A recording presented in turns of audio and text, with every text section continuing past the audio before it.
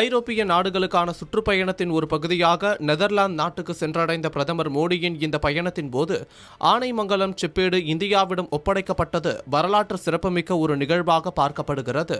Netherlands நாட்டில் 100க்கும் மேற்பட்ட ஆண்டுகளாக பாதுகாத்து வைக்கப்பட்டிருந்த 11ஆம் நூற்றாண்டைச் சேர்ந்த வரலாற்று சிறப்புமிக்க சோழர் காலத்து செப்பு பட்டயங்கள் விரைவில் இந்தியாவிடம் ஒப்படைக்கப்படவுள்ளன என்ற வரலாற்று சிறப்புமிக்க அறிவிப்பை பிரதமர் நரேந்திர மோடி நேற்று வெளியிட்டுள்ளார். நெதர்லாந்து நாட்டுக்கு அரசுமுறை பயணம் மேற்கொண்ட பிரதமர் மோடி அந்நாட்டு பிரதமர் ராப் ஜென்டன் முன்னிலையில் இருதரப்பு உறவுகள் குறித்து பேச்சுவார்த்தை நடத்தினர்.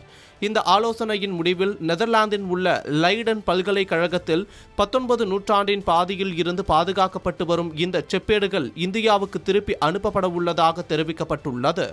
இது ஒவ்வொரு இந்தியருக்கும், குறிப்பாக தமிழர்களுக்கு ஒரு பெருமிதமான தருணம் என்று பிரதமர் நரேந்திர மோடி எக்ஸ் தளத்தில் மகிழ்ச்சியை பகிர்ந்துள்ளார். இந்த சோழர் காலத்து செப்பு பட்டய தொகுப்பானது மொத்தம் 21 பெரிய செப்பு தகடுகளையும் 3 சிறிய செப்பு தகடுகளையும் உள்ளடக்கியது. இந்த செப்பேடுகளில் உள்ள கல்வெட்டு எழுத்துக்கள் பெரும்பாலும் தூய தமிழ் மொழியிலேயே பொறிக்கப்பட்டுள்ளன. மாமன்னர் ராஜராஜ சோழன் தனது ஆட்சி காலத்தில் வாய்மொழியாக வழங்கிய ஒரு முக்கியமான ஆணையை அவரது மகனான முதலாம் ராஜேந்திர சோழன் முறைப்படி ஆவணமாக மாற்றி இந்த செப்பேடுகளை வெளியிட்டதாக பிரதமர் மோடி குறிப்பிட்டுள்ளார். இந்த வரலாற்று பதிவுகள் சோழ பேரரசின் மாபெரும் ஆளுமை, நிர்வாகத்திறன், கலாச்சாரம் மற்றும் அவர்களின் புகழ்பெற்ற கடல்சார் வலிமை ஆகியவற்றை உலகிற்கு பறைசாற்றுவதாக அமைந்துள்ளன. வரலாற்று பொக்கிஷங்களை இந்தியாவிடம் ஒப்படைக்க சம்மதித்த நெதர்லாந்து அரசுக்கும் அதனை இத்தனை காலம் பாதுகாத்து வந்த லைடன் பல்கலைக்கழகத்திற்கும் பிரதமர் மோடி தனது நன்றியை தெரிவித்துக் கொண்டார்.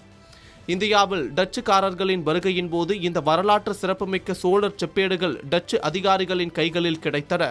இந்த செப்பேடுகளை டச்சு அதிகாரிகள் தங்களது தாய்நாடான நெதர்லாந்துக்கு கொண்டு சென்றனர். அங்கு நெதர்லாந்தின் மிக பழமையான மற்றும் புகழ்பெற்ற லைடன் பல்கலைக்கழகத்தின் நூலகத்திற்கு இந்த செப்பேடுகள் முறையாக கொடையாக வழங்கப்பட்டன என்பது குறிப்பிடத்தக்கது.